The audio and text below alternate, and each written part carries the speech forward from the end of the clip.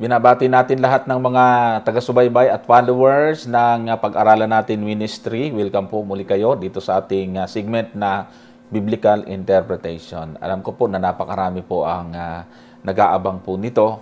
Bagaman yung ilan ay hindi ganong interested kasi po ito ay talagang para po sa mga gustong matuto ng malalim sa salita ng Diyos. Ganun pa man ay napag-alaman po natin na mayroon po tayong mga kapatid dyan sa Israel kung saan ay inaabangan po nila ito at ginagamit po nila ito, ating pong bawat episode, sa kanila pong pagsasama-sama sa training at pag-aaral ng salita ng Diyos.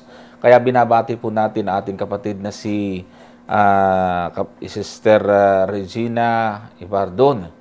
At siya po ang nag-message sa atin kung saan ay kanila pong nagagamit sa sharing po nila ang ating pong mga episode dito sa Biblical Interpretation. Nais ko rin pong batiin mga kapatid at mga kaibigan yung ating mga mga tagapagtaguyod na ating programa, ating pong mga suki at mga talagang hindi nawawala na sumusubaybay sa atin. Nais ko pong batiin sila kapatid na Cyril at kanyang family, Anunciacion, at ganoon din po sila Brother Dexter Mar, Tamayo and family.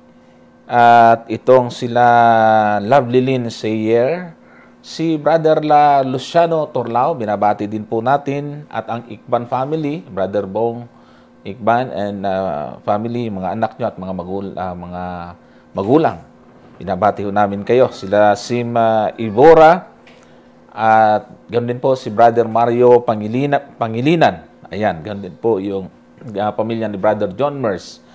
At si Brother Efrain, ay binabati din po natin, at si Royce Prime, at binabati din po natin si Brother Ezekiel. Ayan. So, mga kapatid, mga kaibigan, kami po ay nagpapasalamat sa inyong patuloy na pagsubaybay. Ngayon po ay nais ko pong i-request din sa ating pong mga followers na sa mga nakafollow po sa atin sa page ng Pag-aralan Natin, ay muli ko pong hinihingi ng favor na kung kayo po ay pwedeng at meron kayong mga YouTube channel or YouTube account, ay paki-subscribe po ang ating YouTube channel ng Pag-aralan Natin. Napakalaking tulong po yan mga kapatid. Meron na po tayong 18,000 mahigit na subscribers sa YouTube po natin. Kaya malaking bagay ho mga kapatid na kayo po ay maging subscribers din po natin. Meron po tayong 40,000 mahigit o 41,000 followers na po sa Facebook. Kaya kung kayo po ay magiging subscribers din po natin, ay malaking bagay po yon, mga ginigil na taga-subaybay. Dahil ito pong ministry po natin, ng Pag-aral Natin Ministry, ay self-supporting. Tayo lang po ang gumagawa ng paraan para matustusan ho ito. So yung pong pagdami ng subscribers at views kahit papaano sa YouTube, ay meron pong kapirasong mga pumapasok na nakakatulong po sa ating pong mga gastusin dito sa ating pong ministry. So malaking bagay po yan mga kapatid at mga kaibigan. At pakishare po, kahit na nagre-replay na lang po kayo ng video na ito, pakishare po sa mga viewers natin sa Facebook. Pakishare din po mga kapatid. At sa mga subscriber natin sa YouTube, pag may Facebook kayo, pag sinare po nyo yung nasa YouTube, mapupunta po yun sa inyong account sa Facebook. Ayan, masishare po sa inyong timeline. So, sa ganong paraan ay meron pong mga kapatid at mga kaibigan kayo na nasiran lang ng video, maaari po silang ma-convert, mga kapatid, mga kaibigan. Katulad po ng ating mga experience dyan sa mga kapatid natin na baptize sa Israel, kung saan ay na-share lang po sa kanila ang mga video po natin. Okay? So, ngayon, mga ginigil ng mga taga-subaybay, ang ating pong nasa episode 5 na po tayo sa Biblical Interpretation. Bago natin ito simulan, nais ko pong hilingan po kayo sa isang panimulang panalangin. Dakilang Diyos, Amang banal na makapangyarihan sa lahat, sa oras na ito, Panginoon, muling hinihiling namin ang inyong gabay, ang inyong Santong Espiritu nawa, ang ipagkaloob, gumanguna upang sa ganon ay maitaas ang inyong pangalan at hindi ang aming mga sarili. Kayo pong magsalita sa iyong lingkod, may pakita po namin ang napakahalagang mga aral dapat matutunan ng aming mga taga-subaybay at makakapanood nito. Ito ang aming hiling at dalangin sa pangalan ng Panginoong Hesus. Amen. Ayan, sa pagkakataong ito mga kapatid, episode 5 na ho tayo. Ang ating episode 4, kung inyo po matatandaan, ay nagtapos po tayo doon sa panahon ng Reformation. Kung inyo pong marireview, hindi nyo pa napapanood, mga nanonood ngayon, hindi napanood ang episode 1, 2, 3, and 4, ay mas maganda po mapanood po ninyo mga kapatid. Nakita po natin yung sa ating pong pinapaksa ngayon, biblical interpretation, then and now. Paano inuunawa ang Biblia noon at hanggang sa ating panahon. Napag-aralan na ho natin yung pong interpretation ng mga Hudyo sa kanilang mismo. Pagka binabasa ang Biblia, ay ipinapaliwanag ito ayon sa tamang kahulugan. Dumating po yung panahon ng tinatawag natin mga Jewish time na kung saan ay naghalo, magkaroon po ng tinatawag po nating mga allegorical interpretation kung saan ay na-influensyahan yung mga Hudyo sa mga Greek philosopher, mga kapatid. At nakilala po yung allegorical interpretation kung saan ang interpretation na yon ay nakapagbigay impluensya sa ating mga church fathers. At ang mga church fathers naman, mga kapatid, kung saan ay connected, nagkaroon po sila ng connection sa paniniwala ng mga Greek philosopher, yung mga myth na yan, nag-combine po ngayon, kaya yung allegory na kanilang pangunawa ay hindi mapagkakatiwalaan, kung saan dumating po yung Reformation, na bagaman itong si Martin Luther ay unang na-influensyahan din nito. So bilit bandang huli ay nakita po niya na ang allegorical interpretation ay isa pong mapanganib na interpretation. So nagtapos po tayo doon sa Reformation time. Ngayon po ay after Reformation. Kaya ang ating pong pag-aaralan ngayon, mga ginigilo ng mga taga-subaybay, ay yung pong tinatawag na post-Reformation. After ng Reformation, ito na po nang matapos ng Reformation, sino po yung mga naging kilala dito. So, the 200 years of that 7th and 18th century were noted for several influential movements and activities. These include the confirming and spread of Calvinism, reaction to Calvinism, textual and linguistic studies, and rationalism. So ito pong tatlong banggit dito sa bandang huli kung saan ay lumaganap itong Calvinistic doctrine, understanding. Tapos papag-aralan din natin yung mga naging sumunod sa kanya, reaction sa kanyang teaching. At susunod din po natin yung textual and linguistic studies at saka yung rationalism. So, dito pa rin ito sa ilalim ng ating topic na biblical interpretation. So, ano ang nangyari after Reformation? Sino-sino ang mga nakilalang preacher after sa Reformation? At ito na nga po, mga kapatid, ito pong Calvinistic. So, the Westminster Confession approved by the English Parliament in 1647 and by the Scottish Parliament in 1649 spelled out the tenets of Calvinism for Britain. Ano pong ibig sabihin, mga kapatid, mga kaibigan?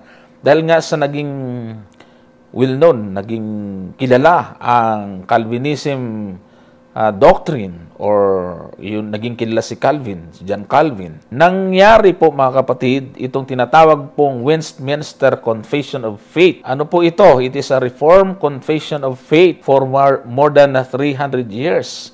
So, various churches around the world have adopted the confession of this catechism of their standards and of doctrine, subordinate to the Bible. So, ang sabi po dyan, ay inapprove ng English Parliament or Parliament of England noong 1647.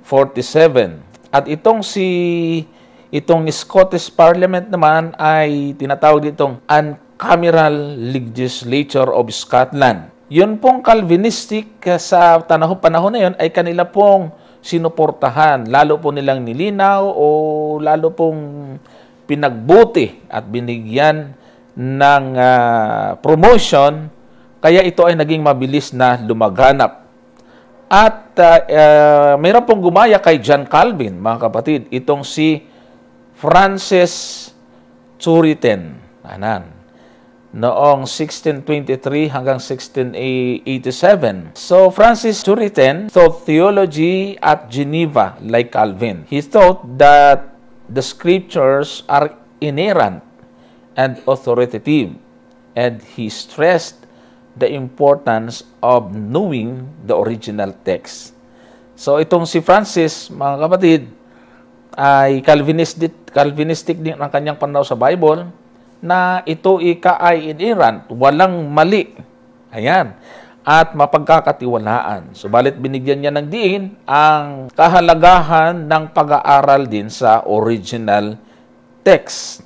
Ano po, mga kapatid? Yung pong mga tinalakay nila tungkol sa aspect of scriptures, yung necessity nito, authority, at saka perfection. At saka yung tinatawag pong perspicuity or clearness of the Bible. Ayan po. So, ito po, mga kapatid na mga kaibigan, ang makikita po nating record na pagkakasunod-sunod.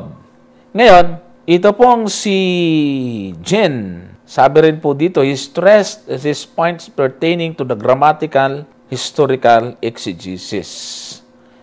Ito pong si Jean Alfonsi ay isang theologian from Republic of Geneva.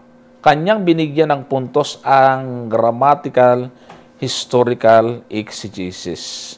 At ito ang ilan sa kanyang mga punto na binabanggit dito, mga kapatid. Number 1, Scripture is to be interpreted like any other book. Number 2, the interpreter must give attention to words and expression in the Scriptures. Number 3, the objective of the exegete is to determine the purpose of the author in the context. Ayan po. Number 4, the interpreter should use the natural light of reason and should see nothing contradictory in the Scriptures. Number 5, the opinions of the sacred writers must be understood in terms of their own times. Ground should be considered. Ayan. Yung number 4 po dyan, mga kapatid, yung binabanggit dyan na the interpreter should be used the natural light or reason and should see nothing contradictory in the Scriptures. Ito ay paniniwala ng tatay niya kay Thomas Aquinas. Ano, mga kapatid? So, ito po naman si Johann Ernesti noong 1707 to 1781 has been called probably the most distinguished and name in the history of exegesis. He stressed the importance of grammar in understanding the Scriptures, and he rejected allegorizing, emphasizing literal approach to the Bible. Yan, itong si Johann August Ernesti ay isa siyang German rationalist theologian and philologist. So, he was the first to formally separated the hermeneutics of the Old Testament from those of the New. O yan. So, makikita ho natin para nasusundan po natin yung flow, mga kapatid at mga kaibigan. Ngayon, dumating yung time, yung pong tinatawag na reaction to Calvinism. Kung tubasin nyo, yung mga binasa ho natin, ay bunga po yun ng Calvinistic doctrine or belief, mga kapatid. Dumating yung time, nagkaroon ng reaction to Calvinism. Paano po nangyari at sino? Si Jacobus Arminius noong 1560 hanggang 1609. Isang Dutch theologian, i-reject niya yung teachings ni John Calvin. At tinuro po niya na ang tao ay mayroong free will. So in 1610, his followers set forth their views in a treatise called The Remonstrance. Ano po yung Remonstrance na binabanggit dito, mga kapatid?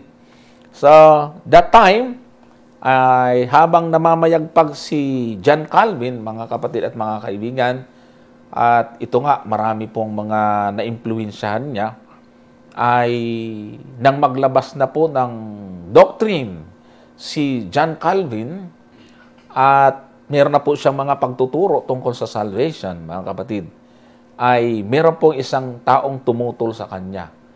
Itong si Jacobus Arminius. Ayan. Kaya meron tayong makikitang mga titles sa Google, yung Arminian doctrines. Kinontra niya yung pong ilan sa mga teaching ni John Calvin.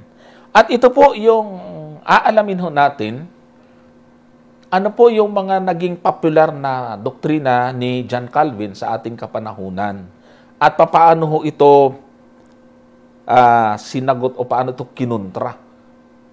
Aalamin din natin yung reaction ni tinatawag po nating Arminius sa teaching ni John Calvin. Ito pong doktrina ni John Calvin ay merong acronym na TULIP, T-U-L-I-P, kung saan ay bawat litra nga dyan ay meron pong mga kahulugan. Yung T ay total depravity, U, unconditional election, L ay limited atonement, at saka I ay irresistible grace, at saka yung P ay perseverance of the saints.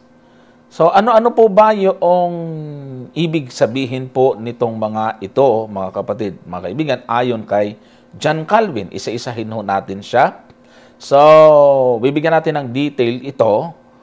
Yung T, yung total depravity, ang kanya pong explanation po dito, because of the fall, man is unable of himself to savingly believe the gospel. The sinner is dead, blind and deaf to the things of God. His heart is deceitful and desperately corrupt. His will is not free. It is in bondage to his evil nature. Therefore, he will not indeed, he cannot choose good over evil in the spiritual realm. Ayan. So, ano pang ibig sabihin? Dito sa kanyang sinabi nito, kaya nangangahulugan yung kanyang, yung pagpili ng tao at pananampalataya niya ay hindi iyon niya desisyon sa kanyang sarili, kundi ito po ay pagpapasya o Diyos ang may gawa at hindi sa kanyang sariling kakayanan. Sa kanyang paniniwala, ang bata ay may minanang kasalanan, kaya walang kakayanan ang tao para tumugon sa mensahe ng kaligtasan. Yung faith or pananampalataya, ang sabi niya, faith is not something man contributes to salvation, but is itself a part of God's gift of salvation. It is God's gift to the sinners, not the sinner's gift to God. Dahil nga sa paniniwala niya, we are totally depraved. So, pag sinabing yung total depravity, wala talaga. Dahil sa kamandag ng kasalanan, dahil sa bisa at bagsik ng kasalanan, ang tao ay dapa, walang magawa dahil sa kasalanan, sa kapangyarihan ng kasalanan, na kahit na yung tumugon tayo sa panawagan ng Diyos, di natin magawa yon. Kaya para sa kay John Calvin, yung pong mga taong nanampalataya, yung taong nagbago, hindi niya yun kagagawan. Yun ay paraan ng Diyos. Kasi nga, we are totally depraved. Dahil po sa pagkahulog ng tao sa kasalanan. Yan ho ang ibig pong sabihin ng letter T, total depravity. At ito po ay sinundan po ng letter U. Ang ibig naman sabihin nito ay unconditional election. Ano po ang ibig sabihin ng unconditional election? God's choice of certain individuals unto salvation before the foundation of the world rested solely in His own sovereign will. His choice of particular sinners was not based on any foreseen response or obedience on their part, such as faith, repentance, etc. On the contrary, God gives faith and repentance to each individual whom He selected. So ano na pang ibig sabihin ng unconditional election? Diyos ang pumipili sa tao, hindi yung tao ang pumili na maglingkod sa Diyos. Tinatawag din po itong predestination. Ang Diyos ang mayroong listahan ng mga maliligtas at sa mga mapupunta sa impyerno, at ang listahan ito ay nandoon na bago pa ang creation. Yung listahan, the list is unchangeable ayon sa kanila. So yung pagpili ng Diyos, dadalhin niya ito sa pamamagitan ng kapangyarihan ng banal na Espiritu upang ang tao ay tumanggap kay Kristo. Ayan ho ang kanilang interpretation, mga kapatid. So mga katuwid, yung pong Diyos na pumipili ay kung sino ang magustuhan niyang piliin, kung sino yung matipuhan niyang piliin. Kaya unconditional election. Bahala ang Diyos sa kanyang ililigtas. Malas mo pag hindi ka napili ng Diyos. Yan. Kasi siyang nakakaalam eh. Hindi natin malalaman kung sino ang napili ng Diyos. Kaya ang talaki ng problema. Kasi paano ngayon kung naglilingkod pala tayo sa Diyos, yung pala, bandang huli, malaman natin, wala pala tayo sa listahan. Yan ho ang isa sa teaching ni John Calvin, mga kapatid at mga kaibigan. Yan tinatawag na unconditional election. Yan. So, ang sabi niya sa bandang huli, God gives faith and repentance to each individual whom He selected. Ayan, bibigyan niya ng pagsisisi. Yung tao na magsisisi, ay ibibigay niya doon sa napili niya. Halimbawa, parang, ikaw napili ko. Wala kang magagawa. Magsisi ka. Ikaw napili. So, yun po yung kanyang doktrina, mga kapatid. Next ay, yung pong letter L, limited atonement. Ano na po ang ibig sabihin nito? Christ's redeeming work was intended to save the elect only and actually secured salvation for them. His death was a substitutionary endurance to the penalty of sin in the place of certain specified sinners. In addition to putting away the sins of His people, Christ's redemption secured anything necessary for their salvation, including faith, which unites them to Him. Ano naman po daw ang ibig sabihin? Ayon dito sa limited atonement nito, parang ang tao ay hayahay ang buhay.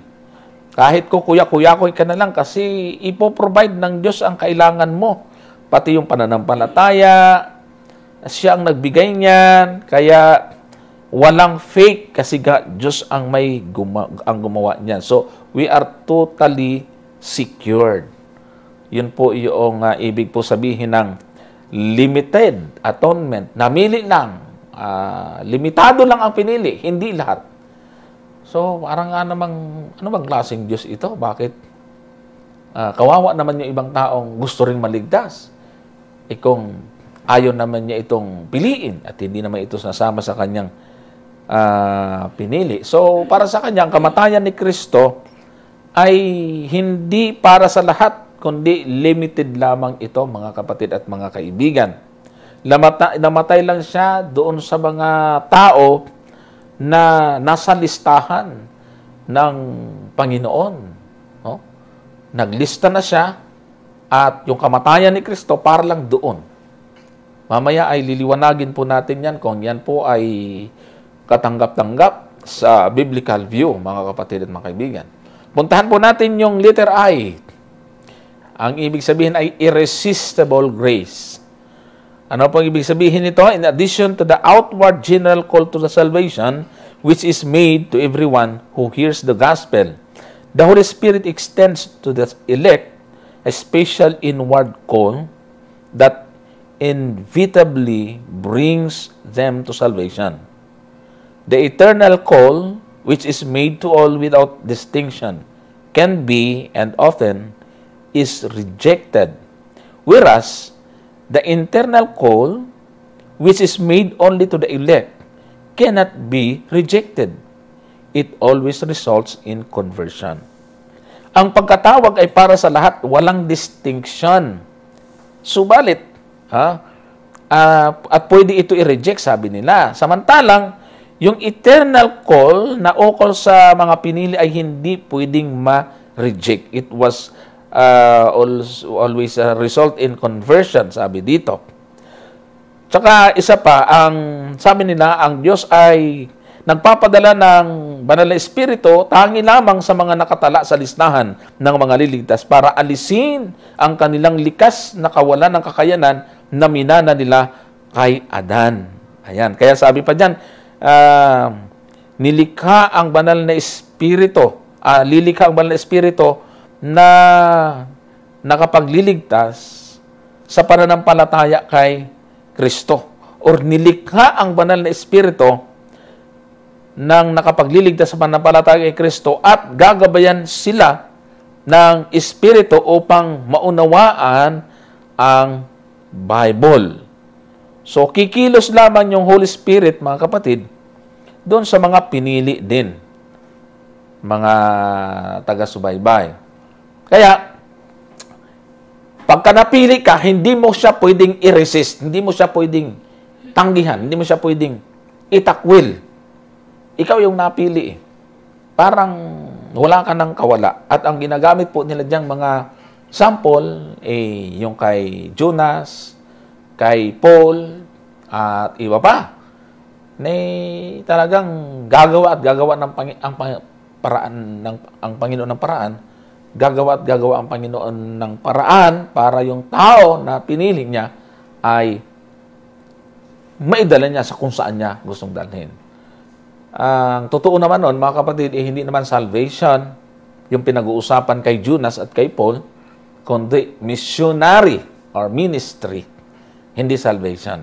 So doon po nagkaroon ng pagkakaiba, mga kapatid at mga kaibigan, yung puntong iyon. Ngayon, yung letter P, doon sa tulip, ay perseverance of the saints. All who are chosen by God, redeemed by Christ, and given faith by the Spirit are eternally saved. They are kept in faith by the power of Almighty God, and thus persevere to the end. Ayun.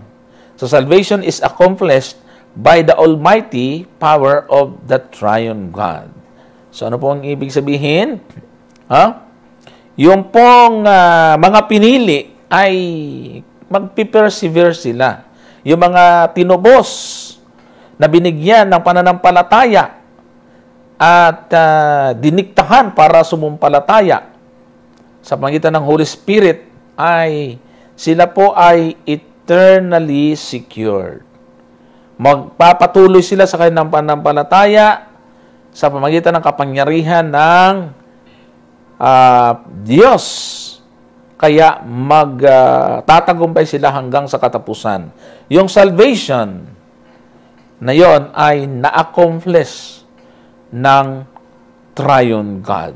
Yung pong Ama, Anak at Espiritu. So, yan po mga kapatid, no? So, papayag ba tayo na nagpakahirap tayo nananampalataya. Hindi naman natin, mabuti sana kung binulong sa atin ng Panginoon, uy, timigil ka na, hindi ka kasama sa listahan. Sobrang unfair naman ng Panginoon. Biro mo yung mga believer ngayon, nagpapatuloy talagang, nagtitiis. Malaman-laman pala kung totoo man yan. Wala sa listahan. Hindi ho pag-ibig na Diyos ang tinuturo natin pagkaganyan. Kaya, nag-react talaga itong si Arminius, mga kapatid. Kaya nagkaroon po ng tinatawag na labanan. Calvinism, tulip versus Arminian. Yung tulip po kasi ay pangalan ho ito ng flower. Pangalan po ito ng bulaklak. Tinapatan po ito ni Arminian ng daisy. Bulaklak din. 5 din na litra. At ito namang daisy ay ang D, diminished depravity. Ibig sabihin ay ipaliwanag natin isa-isa. At ang A ay abrogated election. Conditional naman siya. Ang I naman ay impersonal atonement. Laging kontra ang meaning niyan. Mamaya basahin natin yung mga kahulugan. Yung I, irresistible grace kay Calvin, kay Arminius naman, sedentary grace. At yung perseverance of the saints ay yieldable justification naman. So, they see. Alamin ho natin, mga kapatid, ano-ano naman itong tinutukoy dito. Puntahan natin yung D, diminished depravity, or tinatawag din tong free will or human ability. So, may free will. Kasi yung sa turo ng Calvinistic ay parang wala nga talagang free will. Sabi po dyan, although human nature was seriously affected by the fall, man has not been left in a state of total spiritual helplessness. God graciously enables every sinner to repent and believe, but He does not interfere with man's freedom. Each sinner possesses a free will, and his eternal destiny depends on how he uses it. So, yung pong tinatawag nating diminished depravity, bagaman ang tao ay naapektuhan ng kasalanan, ito ay tinatawag nating the fall of man or pagbagsak ng tao, pero hindi totally na nasa kalagayan na wala na siyang magagawa spiritually. Ang Diyos sa pamamagitan ng biyaya ay nagbigay ng pagkakataon sa napagsisihan ng taong nagkasala ang kanyang kasalanan at sumampalataya sa Diyos. Hindi niya inalisan ang tao ng freedom. At ang eternal destiny ng tao ay sa pamamagitan ng kanyang pagpili. So, bawat tao ay dumadaan sa araw-araw na pagpili ayon sa kanya, kaya pwede magbago ang kanyang desisyon kung ano ang gagawin niya sa araw na iyon at sa susunod namang araw. May power siya para malaman kung ano ang makabubuti sa kanya. Nasa kanya kung pipiliin niya ang bagay tungkol sa Diyos o sasalungat siya. Ang mga makasalanan ay nangangailangan ng spiritual assistance, subalit hindi ito dinidiktahan ng Espiritu, kundi ginagabayan lamang ang mga nagpapasya dito. So, para sa kanya, yung tao, tama, nahulog na tayo. Pero yung response sa panawagan ng Diyos ay hindi Diyos ang may gawa nito, kundi tayo mismo sa ating mga sarili.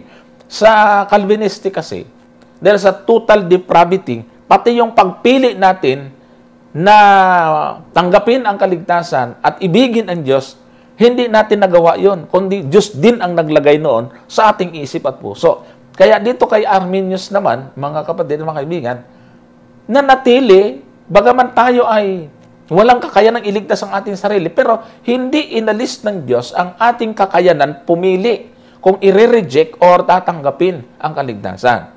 Kaya nga sabi niya, ang kaligtasan ay nakadepende sa pagpili ng tao.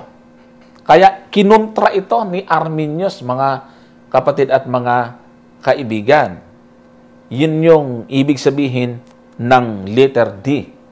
Nadi-diminish yung depravity. Kasi hindi naman talaga totally depraved. So, yung pong response natin, yung pananampalataya, yun lang po yung hindi po galing sa Diyos yun. Galing sa atin yun, ayon kay Arminius. Ngayon, yung pong letter A ay tinatawag naman itong abrogated election. Ano po ang ibig sabihin?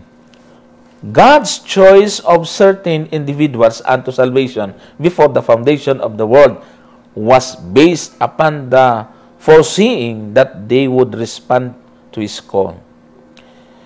He selected only those whom He knew would of themselves freely believe the gospel. Election, therefore, was determined by or conditioned upon what men would do. Iyan. Yung universal, yung abrogated election ay ibig sabihin universal redemption or general atonement. Ayan po ang ibig pong sabihin. Hindi limited tulad ng usas. So, si Kristo ay tinubos niya ang lahat ng mga tao. At ang tutugon sa Kanya, yun ang magkakaroon ng eternal security.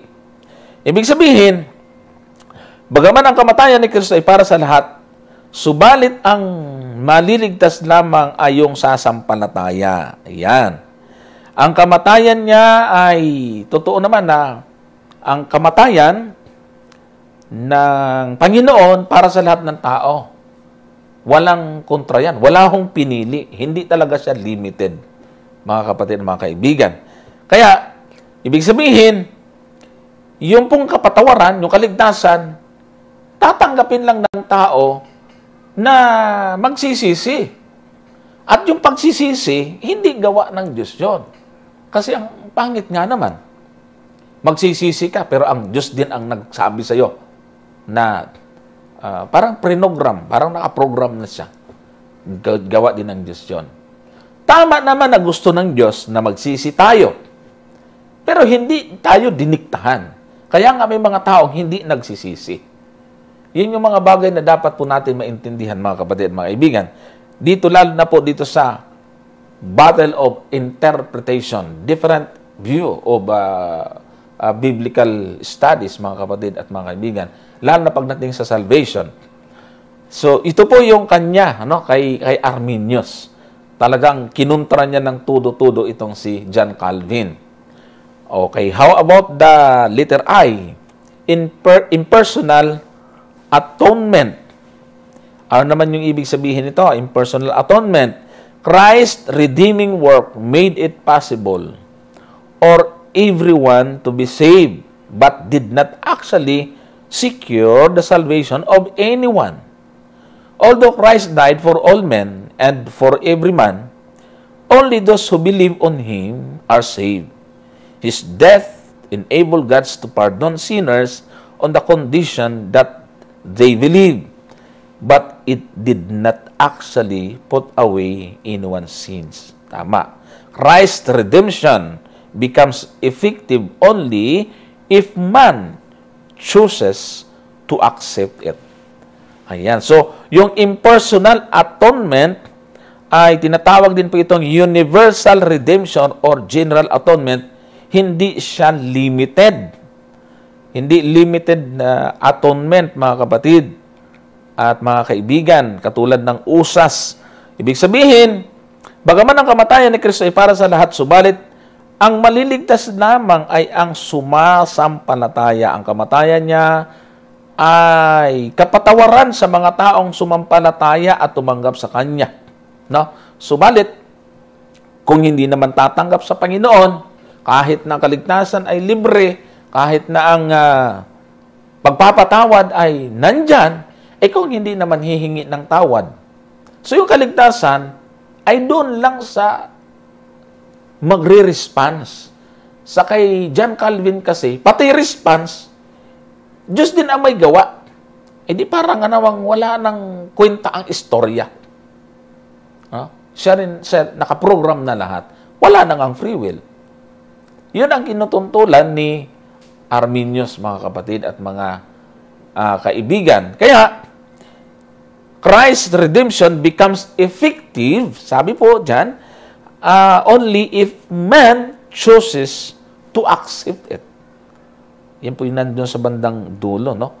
Magkakaroon lamang po ng effectivity yung redemption kung ang tao ay pipilian niya na tanggapin ito.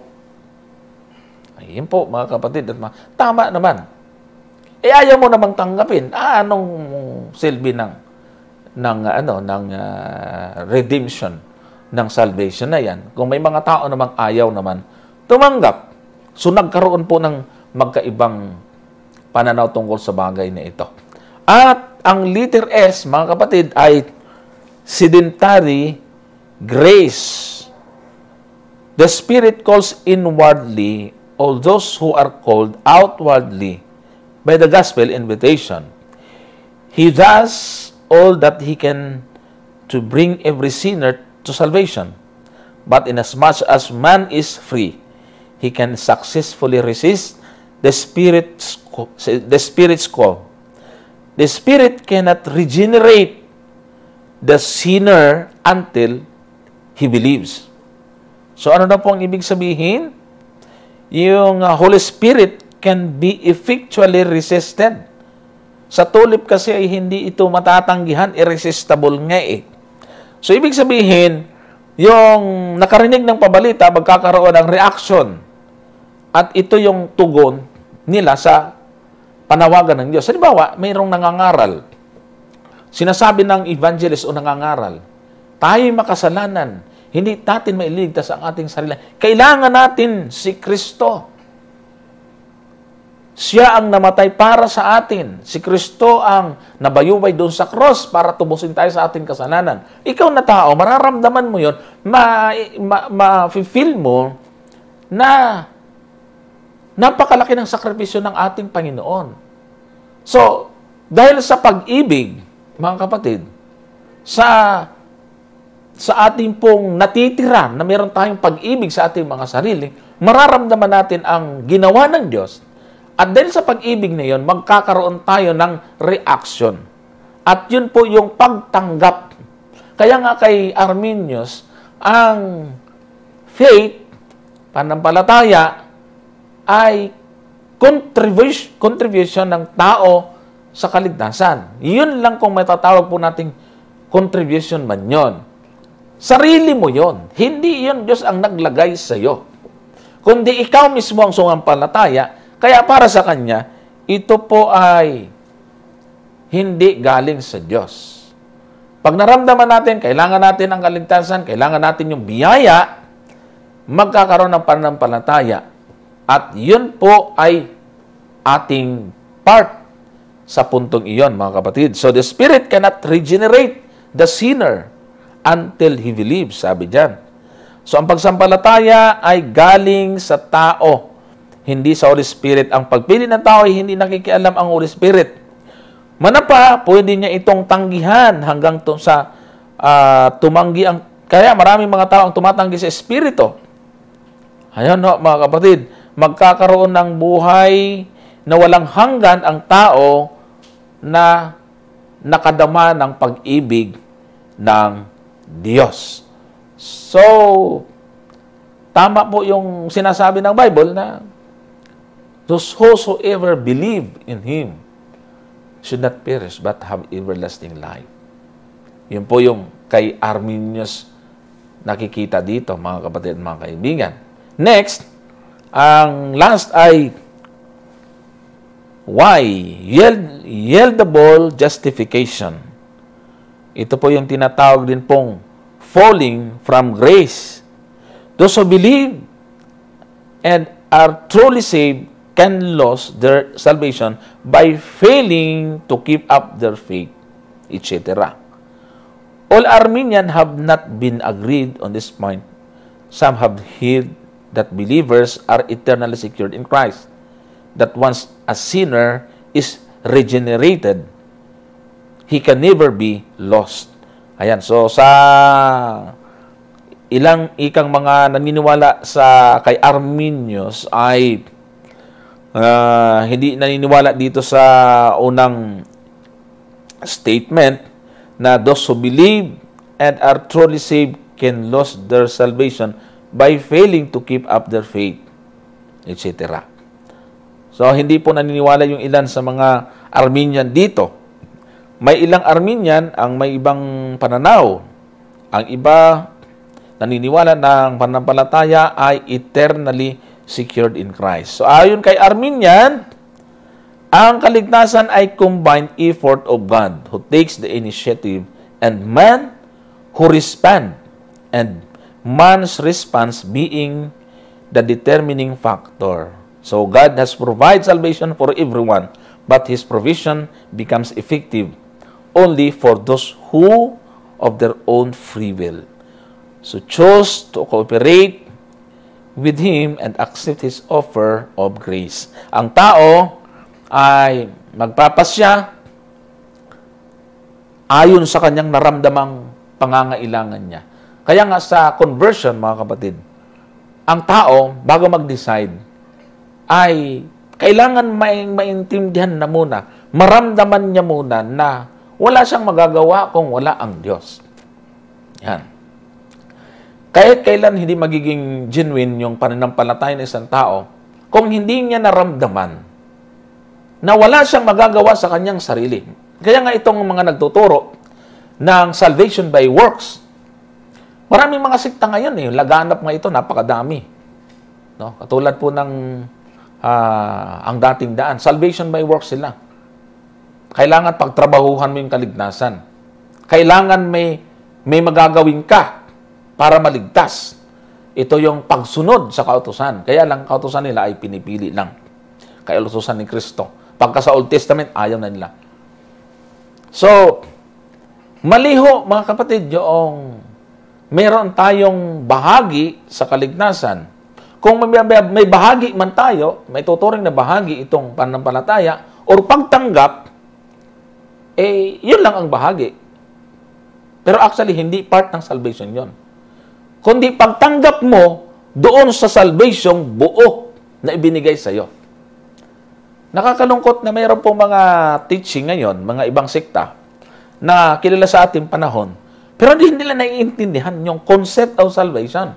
Talagang salvation by works. Marami din mga nanonood na akala nila ang Seventh-day Adventist ay salvation by works. Mga kapatid, hindi po totoo yun. Meron tayong pag-aaral tungkol sa salvation, yung tinatawag po nating righteousness by faith. Talagang wala tayong bahagi sa kaligtasan, mga kapatid. So, tatanong ninyo, bakit dalas na inyong nababanggit yung pagsunod sa kautusan? Hindi po, porque binabanggit natin yung pagsunod sa kautusan, ay nagtuturo na tayo sa salvation by works. Kundi, nagpapatunay kasi ang pagiging masunurin sa Diyos sa totoong pag-ibig natin sa Kanya. Kaya nga sa John 14:15, if you love me, keep my commandments, sabi na. Kasi kung wala na ang pagtuturo ng pagpapahalaga sa kautusan, nung may magtanong sa ating Panginoon, mga kapatid at mga kaibigan, sabi niya, Panginoon, Guro, ano bang gagawin ko upang magmana ng buhay na walang hanggan? Sabi ng Panginoon, kung nais mo pumasok sa buhay, ingatan mo ang mga utos. Ano bang ibig sabihin? Nagtuturo pa si Kristo ng salvation by works? Siyempre, hindi. Kasi nakita ng Panginoon ang kulang doon sa nagtatanong. No? Kulang siya ng pag-ibig. Kaya nga, sa kanyang sagot, ay naroon ang pinaka-formula ng pagsunod sa Diyos. Ito ay sa pamagitan ng pag-ibig. Kaya pag-ibig ang lahat ng katuparan, mga kapatid, mga kaibigan. Dahil sa pag-ibig, ito, sumulat ang Diyos.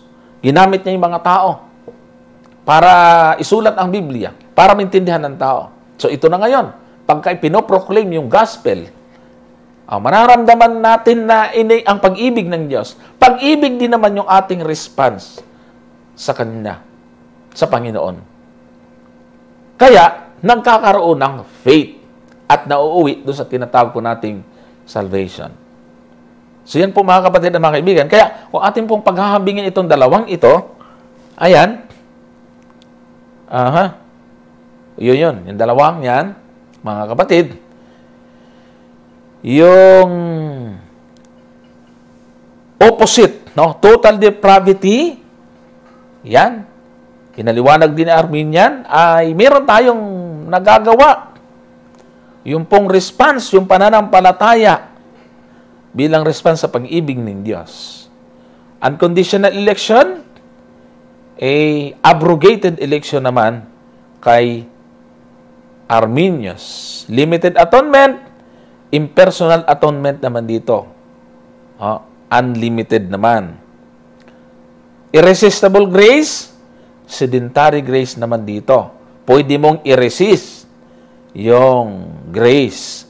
Perseverance of the saints, yieldable justification.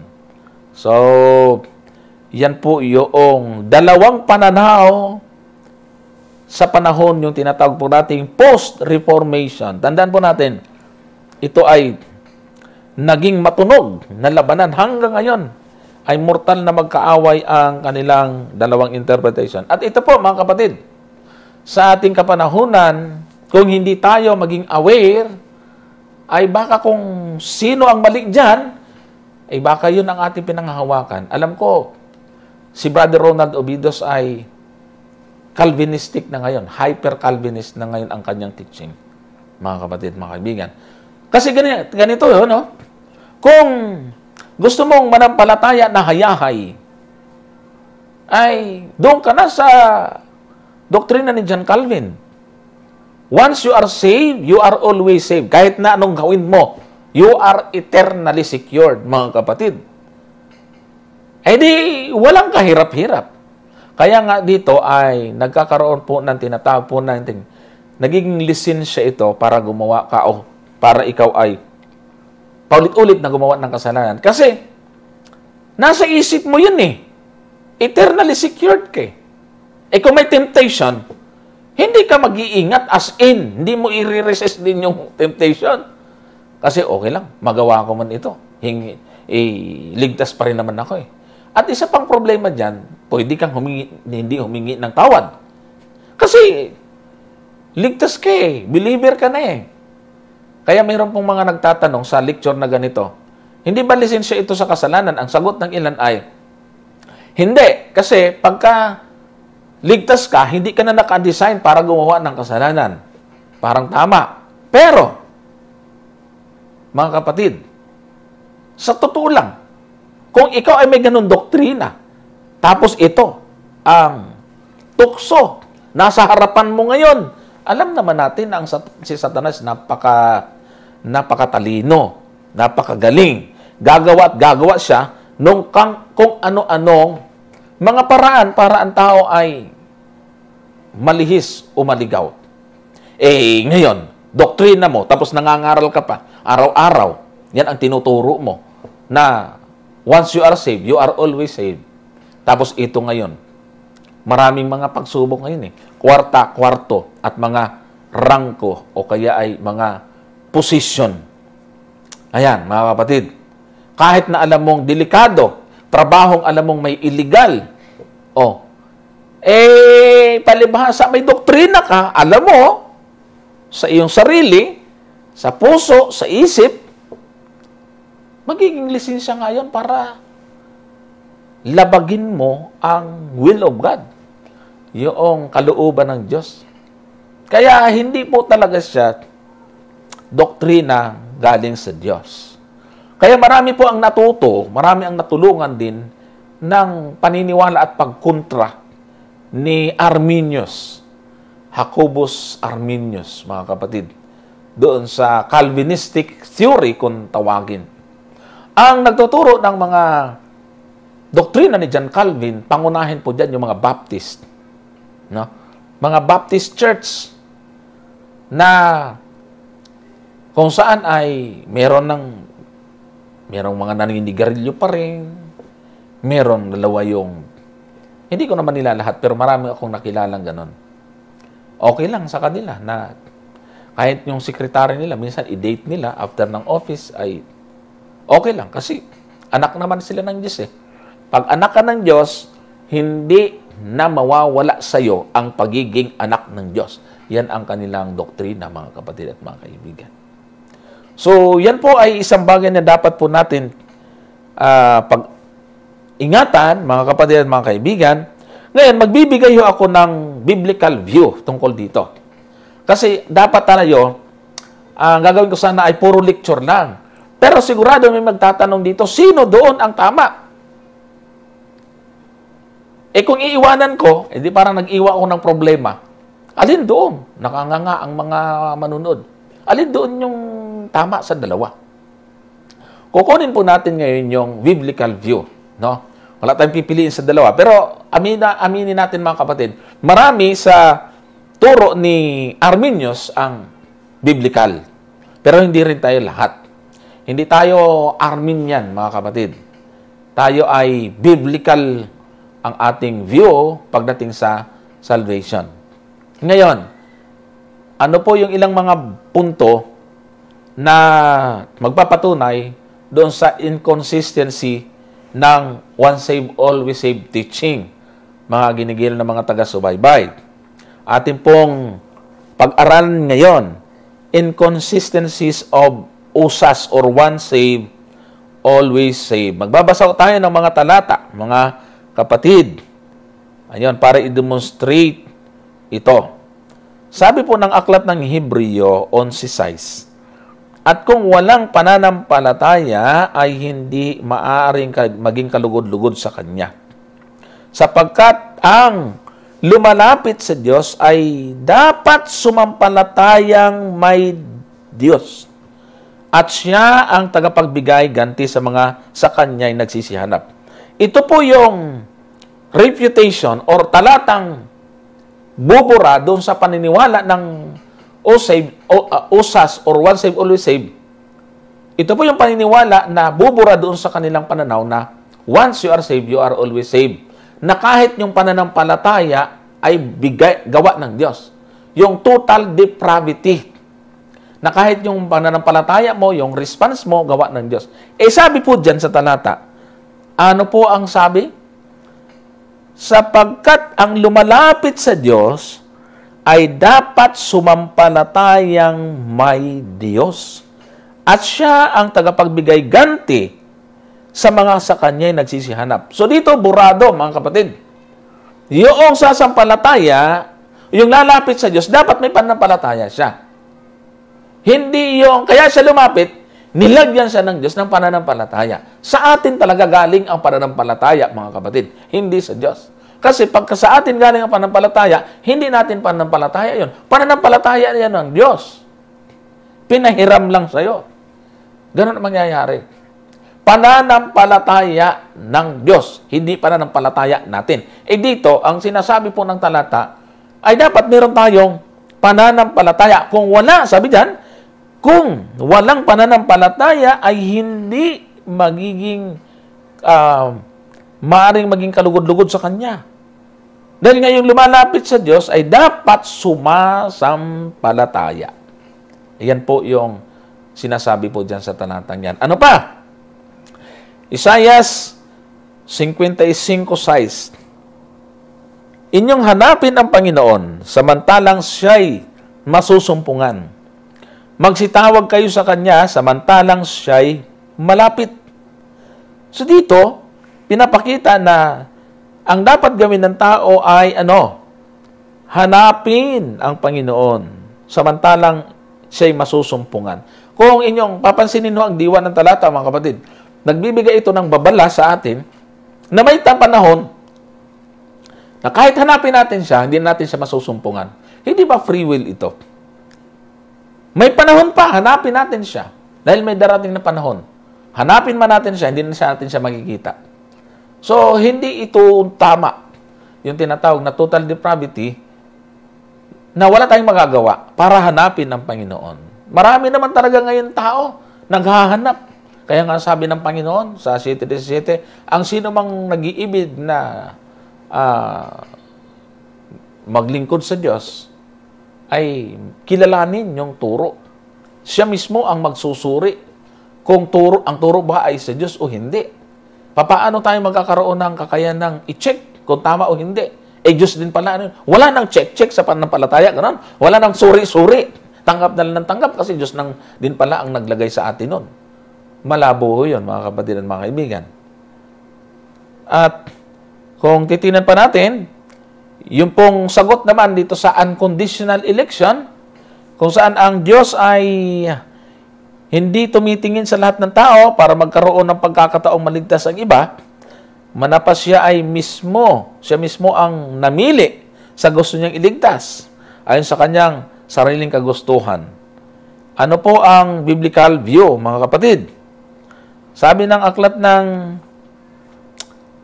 Unang Juan 2:2, siya ang pangpalubag loob sa ating mga kasalanan at hindi lamang sa ating mga kasalanan kundi ng sa buong sanglibutan din naman.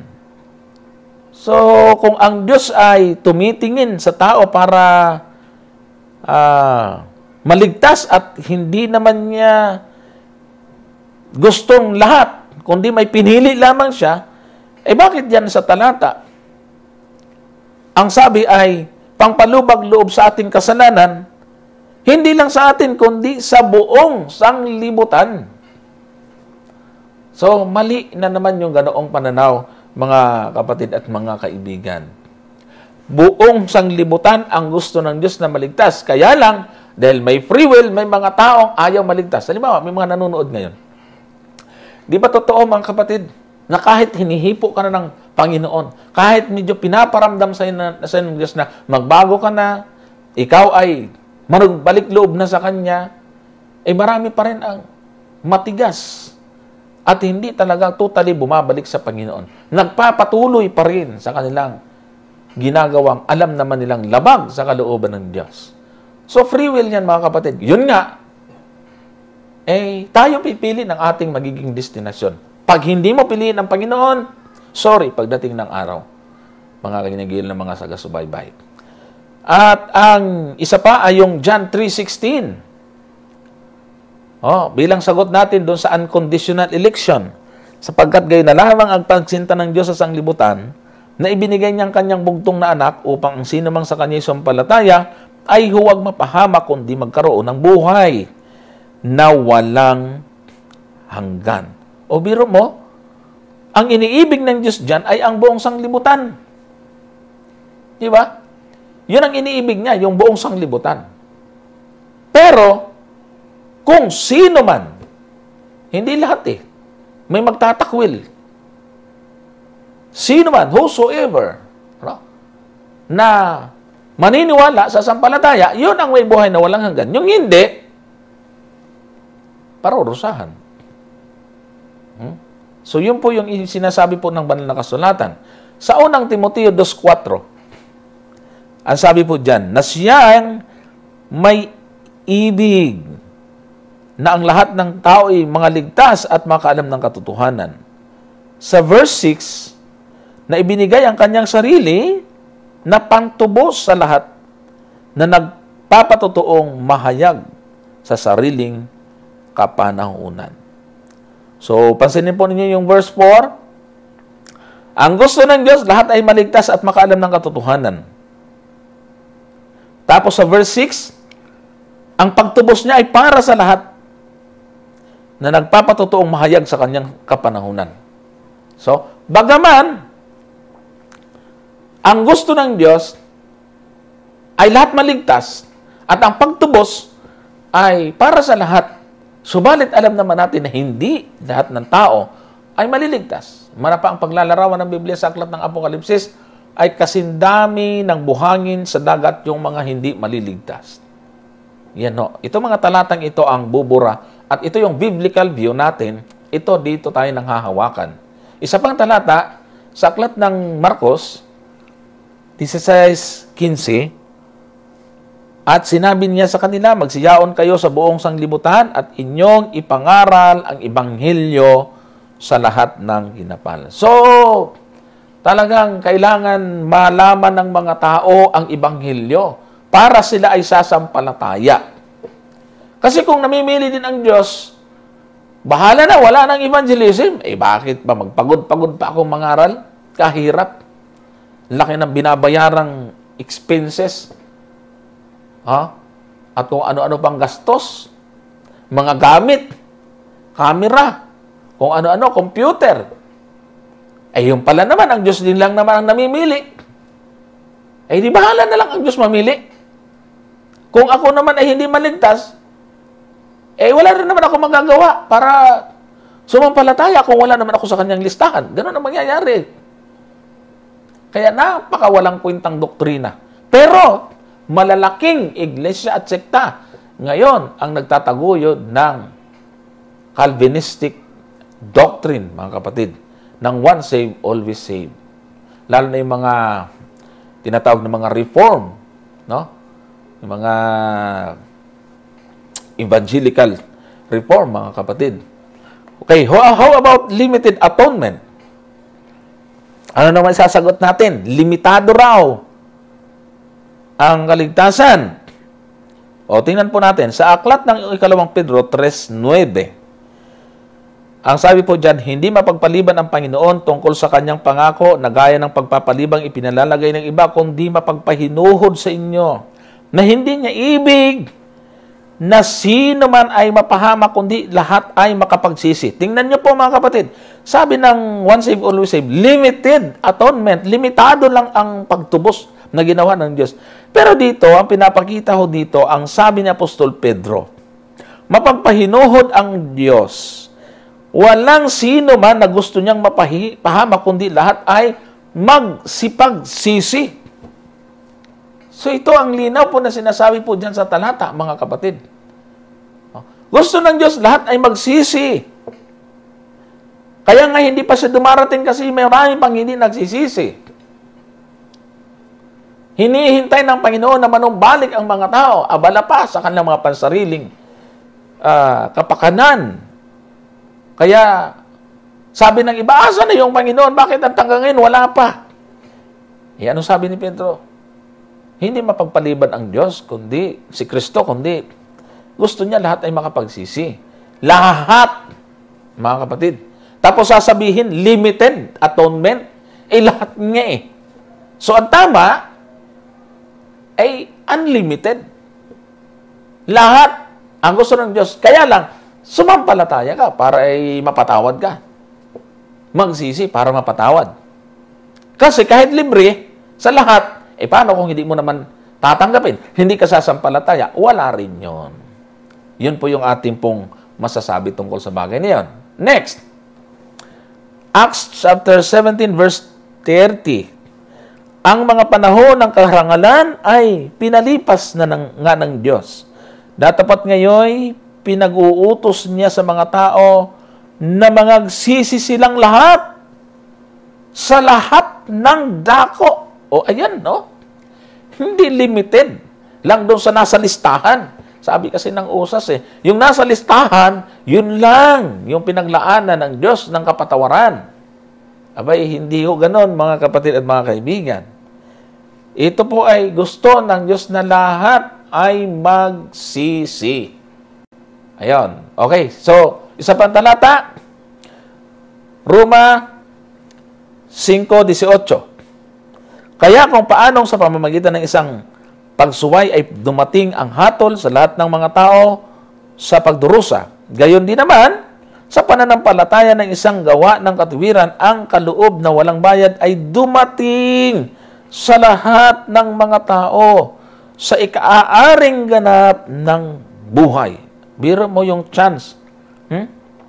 Yung kaloob na walang bayad ay dumating sa lahat ng tao. Kaya mali yung limited atonement. Mga kapatid at mga kaibigan, yan po yung biblical view. Yan po ang ating pinanghahawakan, mga giliw ng mga taga-subaybay. Hebreo 2:9, kundi nakikita natin ang ginagawang mababa ng kaunti kaysa mga anghel. Sa mga katuwid ay si Jesus, na dahil sa pagbata ng kamatayan ay pinatungan ng kaluwalhatian at karangalan upang sa pamamagitan ng biyaya ng Diyos ay lasapin niya ang kamatayan dahil sa bawat tao. O, yun. Ang malinaw dyan. Sa bawat tao, hindi limited. Okay, next po natin yung irresistible grace. Ano nga po yung irresistible grace? Yung biyaya, hindi mo maire-resist kung ikaw ay inilista ng Diyos sa kanyang listahan. Ikalawang Tesalonica 1:8, ano sabi? Na maghihiganti sa hindi nagsisikilala sa Diyos at sa kanila na hindi nagsisitalima sa Ebanghelyo ng ating Panginoon. O yan, no? Gagantihan ng Diyos yung hindi kumilala sa Kanya at hindi tumalima sa Ebanghelyo ng ating Panginoong Jesucristo. Ay may kasaklap naman yan. Yung paparusahan ng Diyos yung masasama. Paparusahan niya, isa rin lang naman may gusto na hindi siya kilalanin ng mga tao. At saka biro mo kung paparusahan niya yung wala sa listahan niya. Merong isang pamilya. Naging pastor pa, naglingkod, nagsisirmon. May ganyan eh. Hindi naman niya alam kung nasa listahan siya ng Diyos. Pagdating ng Panginoon, susunugin ng Diyos sa impyerno. Yung taong ganon, pwede ba yun? Kaya kung kayo po ay nasa samahan na naniniwala at nagtuturo ng once saved, always saved, may panahon, kapatid. Iwanan nyo yan. Malihong doktrina yan. Yan ay isa sa doctrine of salvation after ng Reformation. Yung tinatawag po natin post-Reformation. Mabuti na may kumontra sa kanya. Kaya nakikita natin din ngayon na lahat ng mga doktrina na once saved, always saved ay wala sa Biblia. Mga kapatid, pagdating sa kaligtasan, mga taga-subaybay. At ang isa pa tungkol sa irresistible grace, sa Kawikaan 1:23,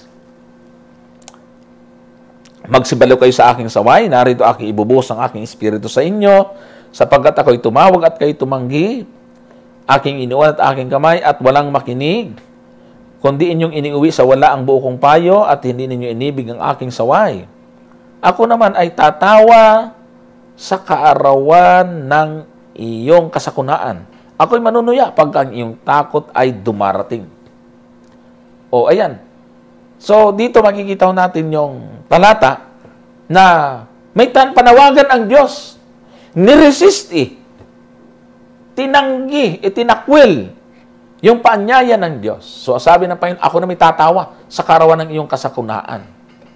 Ako'y manunuya pag ang iyong takot ay dumarating. Pag dumating na yung judgment, dapat ka lang hatulan, hindi ka tumugon sa panawagan ng Diyos. Pero kung tama ang once saved, always saved, maraming parurusahan na hindi naman nila ginusto yon, kundi Diyos din ang may gusto na mapunta sila roon sa impyerno. Mali, mga kapatid at mga kaibigan. Dito sa ating pag-aaral, marami pa ang mabubuking na doktrina ngayon na nakita po natin, dapat hindi po natin panghawakan. Perseverance of the saints. Unang Timoteo 4:1. Ngunit hayag na sinasabi ng Espiritu na sa mga huling panahon, ang iba'y magsisitalikod sa panampalataya at mga kikinig ng mga espiritong mapanghikayat at mga aral ng mga demonyo. Yung perseverance of the saints, ayon sa usas, nakadesign na sa yan, kaya kahit anong gawin mo, magpipersevere ka. Talagang nasa iyo na yan. Kaya lang sabi dyan sa talata, ang linaw, na yung ilan ay tatalikod sa pananampalataya, makikinig ng mga espiritong mapanghikayat. Kahikahikayat nga Kaya nadaya sila ng aral ng mga demonyo. Yung pong word doon na magsisitalikod, sa Greek word, yung depart, in that passage is the word apisteme. And it is defined as follows: to remove, instigate, to revolt, to desist, depart, draw, or draw away, refrain, withdraw self, So, yung ibig po daw sabihin niyang apesteme, na may diachronic meaning, ay remove, alisin, instigate to revolt, to desist, depart, lumayo, draw away, refrain, o kaya i-withdraw ang kanyang sarili. Ibig sabihin, yung nasa talata ng sulat ni Pablo sa Timoteo, na yung magsisitalikod, naroon na, ligtas na sana, na-remove yung kanyang pangalan. Lalo na sa aklat ng Apokalipsis, natanggal ang kanyang pangalan sa aklat ng buhay. Hindi siya nananili. Lumayo. Draw away. Oh? Ang sabi, depart. Oh. Withdraw self. Sabi dyan sa baba, unsaved man cannot depart from the faith because they never had faith it begin with. Tama naman. Papaanong mawawalan ng pananampalataya ang isang tao kung wala naman talaga siya dati noon? Mawawala ba sa kanya yung dati namang wala sa kanya? Pag sinabing nawala sa kanya yung pananampalataya, meron siya noon dati. At yung pananampalataya na yun, totoo yun. Kasi kung hindi nawala sa kanya, maliligtas sana siya. Yun ho, mga kapatid, ang mga bagay na dapat nating ipasaalang-alang. Sabi pa po rito ng 2:26, ikalawang Timoteo, sila'y makawala sa silo ng dyablo na bumihag sa kanila ayon sa kaniyang kalooban. So, ibig sabihin, kung sa silo ng dyablo pwedeng makawala, hindi totoo na limited. Meron din pala doon, nasa silo na ng dyablo, pero nakawala, naligtas. Sa madaling salita, meron ding ligtas, pwedeng mawala. Pakinggan nyo yung sumunod na talata. Sabi ng 1 Corinto 15:1 at 2, ngayon, pinatatalastas ko sa inyo, mga kapatid, ang ebanghelyo na sa inyo aking pinangaral, na inyo namang tinanggap, na siya naman inyong pinananatilihan. Sa pamamagitan naman ito'y ligtas kayo kung matyagaan ninyong iniingatan ang salitang ipinangako ko sa inyo, maliban na kung kayo nagsampalataya ng walang kabuluhan. O ayan, no? Pag sumampalataya ka ng walang kabuluhan, hindi ka maliligtas. Subalit sabi ng talatang 1, yung ipinangaral ni Pablo na tinanggap na dapat nilang panatilihan. Kasi kung hindi sila nanatili doon, sumampalataya sila ng walang kabuluhan, hindi sila maliligtas. Kaya sabi ng verse 1, sa pamamagitan nito'y ligtas kayo. Sabi ng verse 2, no? Kung matyaga ninyong iingatan ang mga salitang ipinangaral ko sa inyo. Kung iingatan. Paano kung hindi iingatan? So sa Greek nga, mga kapatid, ay apesteme. Ibig sabihin, lumayo. Dating nandun. Tinakwil. Umalis, tumalikod. Dating nandun. So yan po, mga kapatid at mga kaibigan, ang biblical view. Hindi na natin muna iniwanan na hindi natin ipaliwanag kung alin doon ang tama. Para naman yung nanonood sa atin, doon talaga at makita po nila kung alin ang dapat nila panghawakan. So, sa susunod po natin pag-aaral, mga kapatid, ang susunod natin ay textual and linguistic studies. Yun yung ating pag-aaral sa susunod, mga gil na taga-subaybay. Tuloy-tuloy na po ito. At tulad ng aking sinabi sa inyo, at the same time, pinoform ko na ito bilang libro. Kaya hintayin po ninyo, pag natapos natin ito, ipo-proofread na rin po natin ito, then ipapaprint na po natin. Isa na po itong libro na magagamit ng ating mga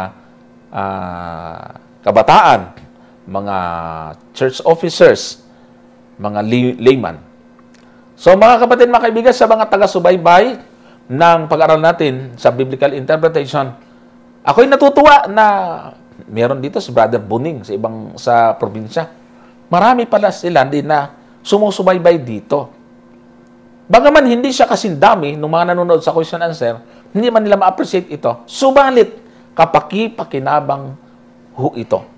At nararamdaman na po nga ito ng ilan. Magarami na po akong natatanggap na mga message at ito'y kanilang sinusundan. Kaya, itutuloy-tuloy po natin ito mga kapatid at mga kaibigan. Kaya muli, kung ikaw ay hindi pa nakakapag-subscribe sa ating YouTube channel, paki-subscribe sa kapatid. Kung hindi ka nagiging follower, yung mga YouTube subscribers natin, kung may Facebook kayo, paki-like and follow ng Pag-aralan Natin page sa Facebook. At every time na meron kayong nakakapanood nito, mga kapatid, huwag mong isasara ang video na ito na hindi mo na isi-share. Sa ganon ay kabahagi ka na ng Pag-aralan Natin Ministry. Sa mga prayer, sa ibang mga bagay, gusto po ninyo maging partner ng Pag-aralan Natin Ministry, makipag-ugnayan kayo sa amin, mag-message lang po kayo. Hindi kailangan kayo ay mag-contribute ng pera, no? Kahit prayer. Yung pag-share ay ituturing na namin kayong kasama sa ministry na ito. So, pag-pray po ninyo patuloy yung aming kalusugan, yung pong ating mga pangangailangan, yung pong ating safety every day. Lagi tayo nawang maging ligtas sa pandemic. Magpanalangin tayo mga kapatid at kayo din ay aking isasama sa prayer. So maraming salamat uli sa mga nanood at tumutok sa atin mga kapatid at mga kaibigan. Tayo ngayon ay dumako sa ating pangwakas na panalangin. Dakilang Diyos sa amang banal na makapangyarihan sa lahat. Napakabuti po niyo, Panginoon. Ngayon ay natapos na muli kami sa isang episode kung saan ay amin po muling nagawa ito at pakinabangan po nawa ng mga taga-subaybay, mga kapatid. Sa lahat ng mga manunood, nawa po yung maging pagpapala po itong spiritual sa kanila. At hanggang sa muli, umasa kami, Panginoon, magsasama-sama kami upang patuloy na pag-aralan ang inyong banal na salita. At paano po namin ito ibabahagi din sa amin. Ito isang bagay na dapat pong matutunan ng bawat isa sa amin. Pagpatawad po ang aming pagkakasala at pagkukulang, ito ang aming hiling at dalangin sa pangalan ng aming tagapagligtas, ang aming Panginoong Hesus. Amen. Maraming salamat po mga kapatid, mga kaibigan. Magkita-kita po ulit tayo sa susunod na oras ng paglilingkod ng Pag-aralan Natin Ministry. God bless us all. Pag-aralan natin, alamin ang totoo, dapat suriin ang naririnig mo upang di magkamali, upang di maligaw.